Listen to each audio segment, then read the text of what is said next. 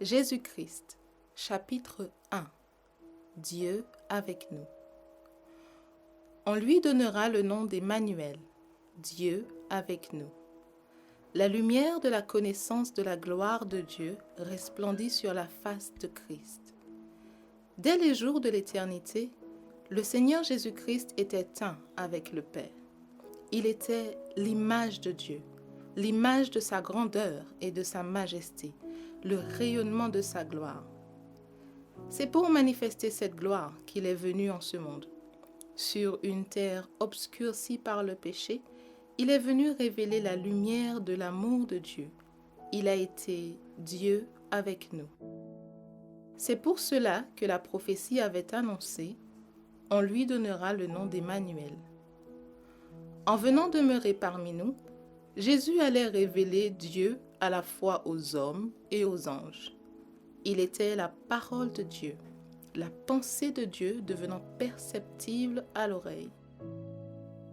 Dans la prière qu'il a formulée en faveur de ses disciples, il a dit « Je leur ai fait connaître ton nom, miséricordieux et compatissant, lent à la colère et riche en grâce et en fidélité, afin que l'amour dont tu m'as aimé soit en eux, et que moi je sois en eux. » Cette révélation n'était pas destinée seulement aux enfants de cette terre. Notre petit monde est le livre de texte de l'univers. Le merveilleux dessein de grâce de Dieu, le mystère de son amour rédempteur. Voilà le thème sur lequel les anges voudraient se pencher et qui sera le sujet de leur méditation à travers les âges sans fin. Les rachetés, et avec eux les êtres qui n'ont pas péché, trouveront dans la croix du Christ leur science et leur chant. On verra que la gloire qui resplendit sur la face du Christ, c'est la gloire de l'amour qui se sacrifie. On verra à la lumière du calvaire que la loi de l'amour qui renonce à soi-même est la loi de la vie pour la terre et pour le ciel. Que l'amour qui ne cherche pas son intérêt a sa source dans le cœur de Dieu. Et qu'en celui qui est doux et humble se manifeste le caractère de celui qui habite une lumière dont aucun homme ne peut s'approcher. Au commencement, Dieu était manifesté dans toutes les œuvres de la création. C'est le Christ qui a déployé les cieux et jeté les fondements de la terre. Sa main a placé les mondes dans l'espace et formé les fleurs des champs. C'est lui qui soutient les montagnes par sa force. À lui appartient la mer, car c'est lui qui l'a créée. C'est lui qui a rempli la terre de beauté et l'air de chant. Sur tout ce qui se trouve sur la terre, dans les airs et dans le ciel, il a gravé le message de l'amour du Père.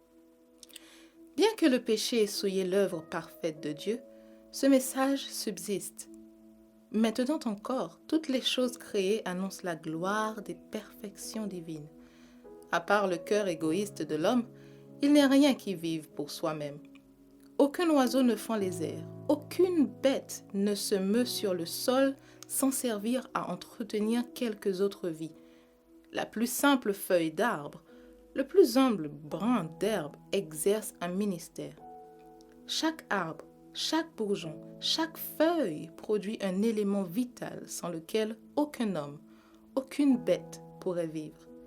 En retour, chaque homme, chaque bête contribue à entretenir la vie de l'arbre, du bourgeon, de la feuille. Les fleurs émettent leur parfum et déploient leur beauté pour le bonheur de l'humanité. Le soleil répand sa clarté pour la joie des milliers de mondes. L'océan lui-même, source de tous nos cours d'eau et de toutes nos fontaines, ne reçoit l'eau de tous les fleuves que pour la restituer. Les vapeurs qui s'élèvent de son sein redescendent sur le sol en ondées fécondantes. Les anges de gloire donnent avec joie leur amour et leur vigilance inlassable en faveur d'êtres déchus et souillés. Des êtres célestes réconfortent le cœur des hommes. Ils apportent à ce monde enténébré la lumière des parvis célestes. Par un ministère aimable et patient, ils exercent une action sur l'esprit humain pour amener les âmes perdues à une communion avec le Christ plus étroite que celle qu'ils peuvent expérimenter eux-mêmes. Mais laissons de côté ces manifestations moins importantes pour contempler Dieu en Jésus. En regardant à Jésus, nous comprenons que c'est la gloire de notre Dieu de donner. Je ne fais rien de moi-même, affirmait le Christ. Le Père qui est vivant m'a envoyé et je vis par le Père. Je ne cherche pas ma gloire, mais la gloire de celui qui m'a envoyé. Ces paroles mettent en évidence le grand principe qui est la loi de la vie pour l'univers. Le Christ a tout reçu de Dieu et il l'a pris pour le donner.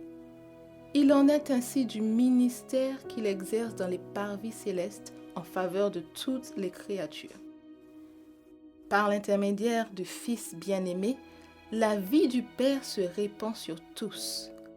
Elle retourne par l'intermédiaire du Fils sous forme de louanges et de joyeux services, telle une vague d'amour vers la grande source universelle. Ainsi, à travers le Christ, le circuit bienfaisant est complet, représentant le caractère du grand donateur, la loi de la vie.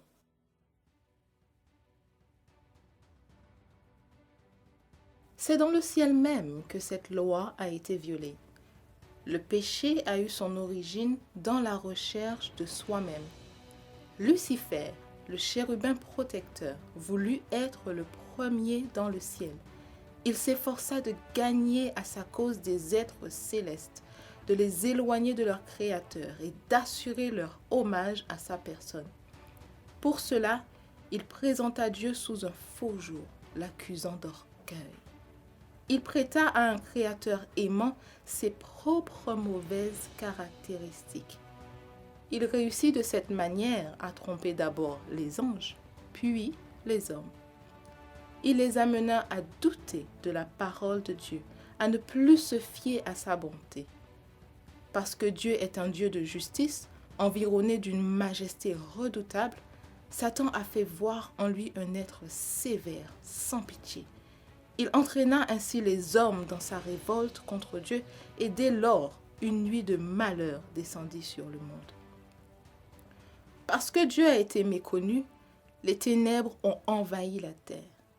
Pour dissiper ces ombres lugubres, pour ramener le monde à Dieu, il fallait briser le pouvoir trompeur de Satan. L'emploi de la force ne pouvait produire ce résultat, car cet emploi s'oppose au principe du gouvernement divin. Dieu n'accepte qu'un service d'amour. Or, l'amour ne se commande pas. Il ne s'obtient pas par l'usage de la force ou de l'autorité. L'amour seul éveille l'amour. Connaître Dieu, c'est l'aimer. Son caractère se manifeste en opposition avec celui de Satan. Cette œuvre ne pouvait être accomplie que par un seul être, unique dans tout l'univers. Celui-là seul qui connaissait la hauteur et la profondeur de l'amour de Dieu était capable de le révéler. Sur la sombre nuit enveloppant le monde devait se lever le soleil de justice qui porte la santé dans ses rayons. Il ne faut pas voir dans le plan de la rédemption le produit d'une réflexion tardive, consécutive à la chute d'Adam. Il s'agit de la révélation du mystère tenu secret dès l'origine des temps. Cette révélation dévoila les principes qui, dès les âges éternels, sont à la base du trône de Dieu. Dieu et le Christ ont pourvu dès le commencement l'apostasie de Satan et la chute de l'homme amenée par le pouvoir trompeur de cet apostat. Dieu n'est pas l'auteur du péché, mais il en a prévu l'existence et il s'est préparé à faire face à cette terrible éventualité. Si grand était son amour pour le monde qu'il s'est engagé à donner son Fils unique, afin que quiconque croit en lui ne périsse pas, mais qu'il ait la vie éternelle. Lucifer avait dit « J'élèverai mon trône au-dessus des étoiles de Dieu. Je serai semblable au Très-Haut. » Mais le Christ, dont la condition était celle de Dieu, n'a pas estimé comme une croix a arraché d'être égal avec Dieu, mais il s'est dépouillé lui-même en prenant la condition d'esclave, en devenant semblable aux hommes. Il y a eu là un sacrifice volontaire. Jésus eût pu demeurer aux côtés du Père. Il pouvait conserver la gloire du ciel et l'hommage des anges.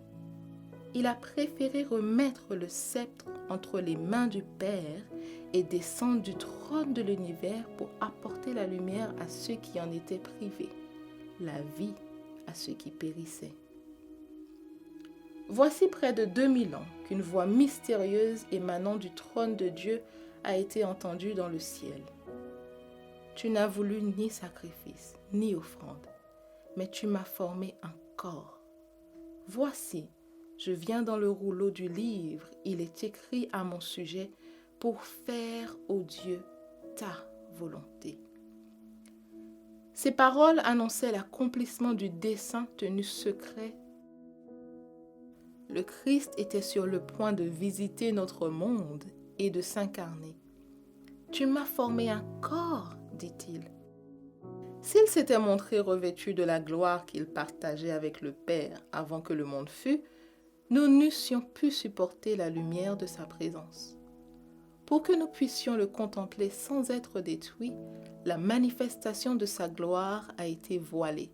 Sa divinité a été revêtue du voile de l'humanité, la gloire invisible sous une forme humaine visible. Ce grand dessein a été annoncé au moyen de figures et de symboles. Le buisson ardent dans lequel le Christ se montra à Moïse faisait connaître Dieu. Le symbole choisi pour représenter la divinité était un simple buisson, n'ayant rien d'attrayant. L'infini y était inséré.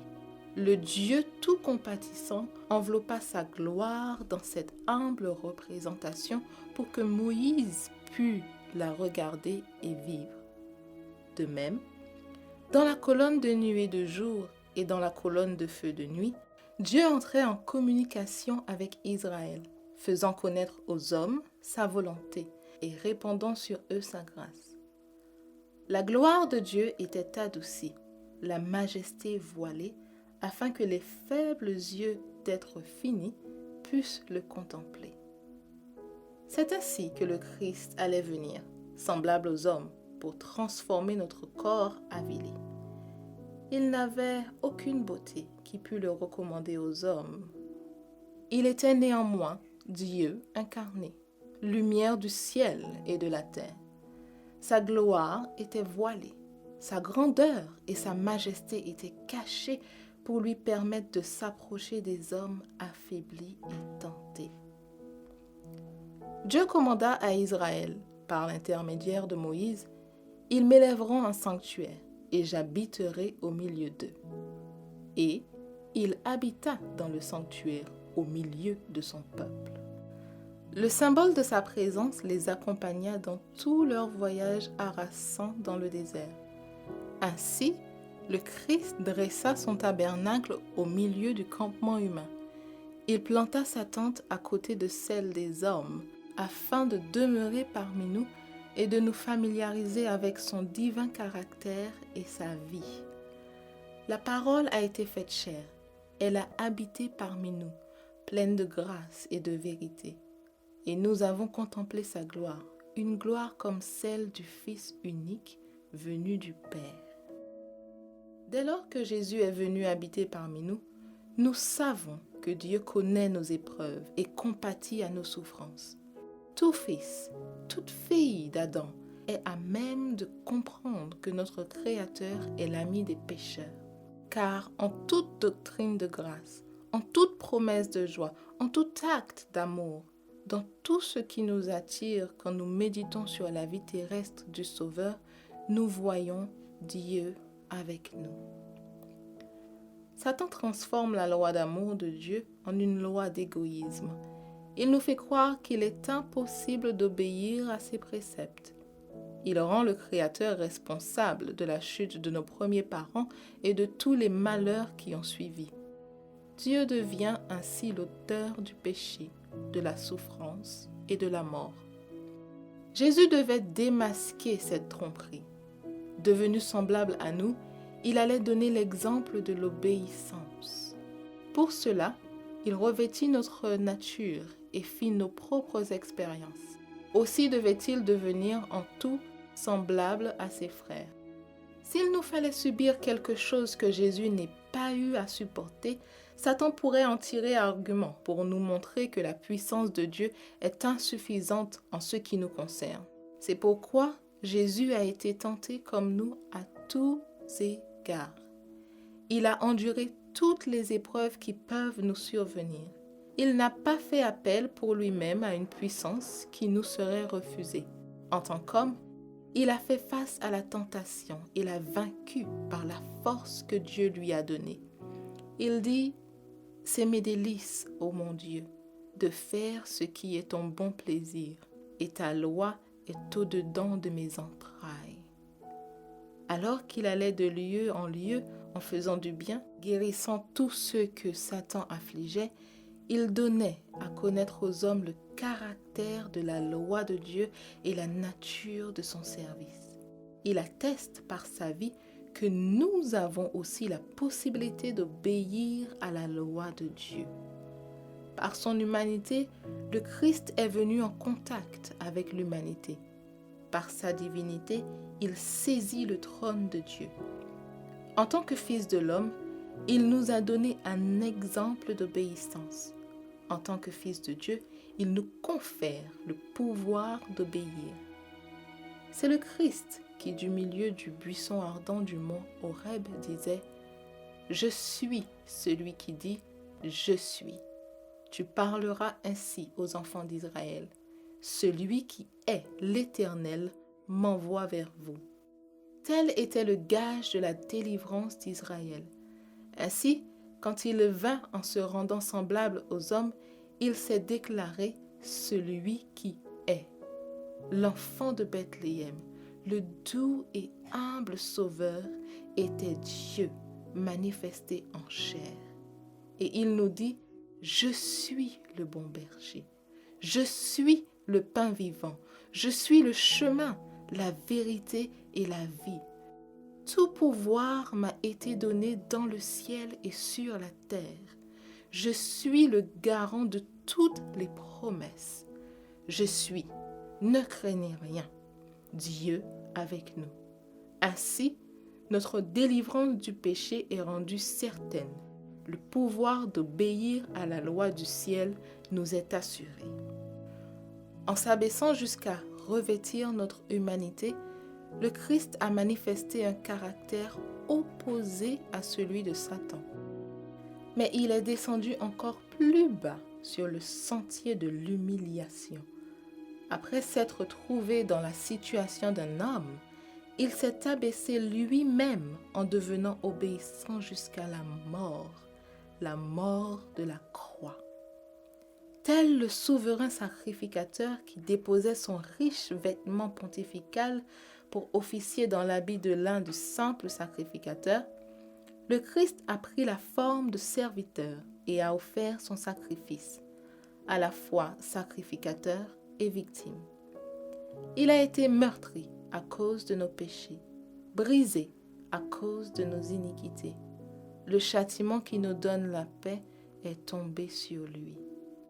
Le Christ a été traité selon nos mérites, afin que nous puissions être traités selon ses mérites.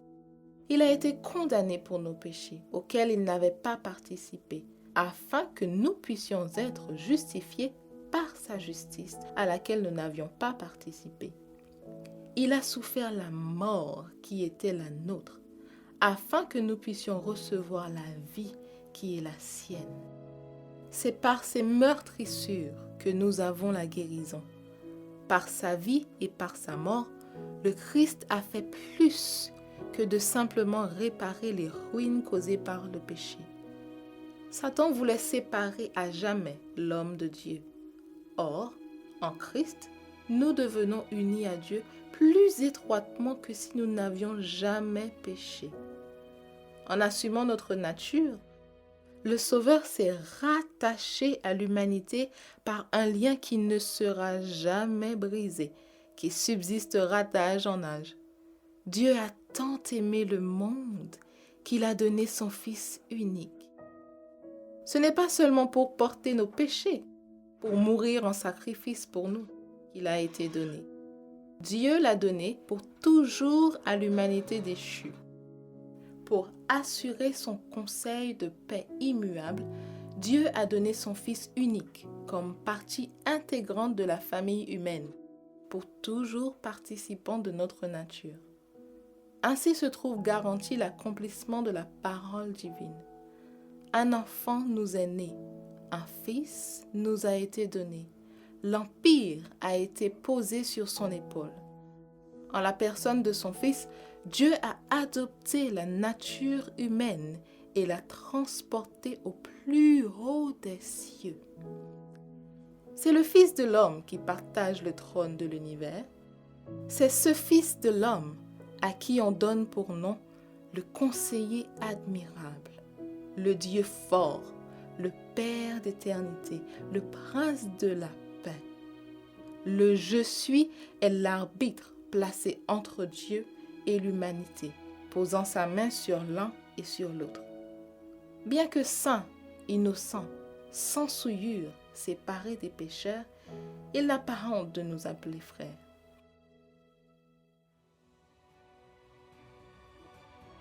En Christ, la famille de la terre et celle des cieux sont reliées l'une à l'autre. Le Christ glorifié est notre frère. Le ciel est enchâssé dans l'humanité. L'humanité est enlacée au sein de l'amour infini. Dieu dit au sujet de son peuple, « Ils seront tous comme les pierres d'un diadème brillant dans la terre sainte. De quelle beauté, de quel éclat on les verra resplendir! La hauteur à laquelle seront élevés les rachetés sera un témoignage éternel rendu à la miséricorde de Dieu. Dans les siècles à venir, il montrera la richesse surabondante de sa grâce par sa bonté envers nous en Christ Jésus. Désormais, les principautés et les pouvoirs dans les lieux célestes connaissent par l'Église la sagesse de Dieu dans sa grande diversité, selon le dessein éternel qu'il a réalisé par le Christ Jésus, notre Seigneur. Le gouvernement de Dieu se trouve justifié grâce à l'œuvre rédemptrice du Christ. Le Dieu Tout-Puissant est révélé en tant que Dieu d'amour. Les accusations de Satan sont réfutées, son vrai caractère démasqué. Toute nouvelle révolte devient impossible. Le péché ne pourra plus jamais entrer à nouveau dans l'univers. Tous seront préservés d'apostasie à travers l'éternité. Les habitants de la terre et du ciel sont désormais unis à leur Créateur par les liens indissolubles. L'œuvre de la rédemption sera complète. Où le péché a abondé, la grâce de Dieu va surabonder. La terre elle-même, que Satan réclame comme étant son fief, sera non seulement rachetée, mais exaltée. Notre monde si petit, tache noire de la glorieuse création, sous la malédiction du péché, sera honoré par-dessus tous les autres mondes de l'univers de Dieu. Ici-bas, où le Fils de Dieu a dressé sa tente au sein de l'humanité, où le roi de gloire a vécu, a souffert, a subi la mort. Ici-bas, quand Dieu fera toutes choses nouvelles, le tabernacle de Dieu sera parmi les hommes. Il habitera avec eux. Ils seront son peuple, et Dieu lui-même sera avec eux. Marchant à la lumière du Seigneur pendant l'éternité, les rachetés lui rendront grâce pour son don ineffable. Emmanuel, Dieu avec nous.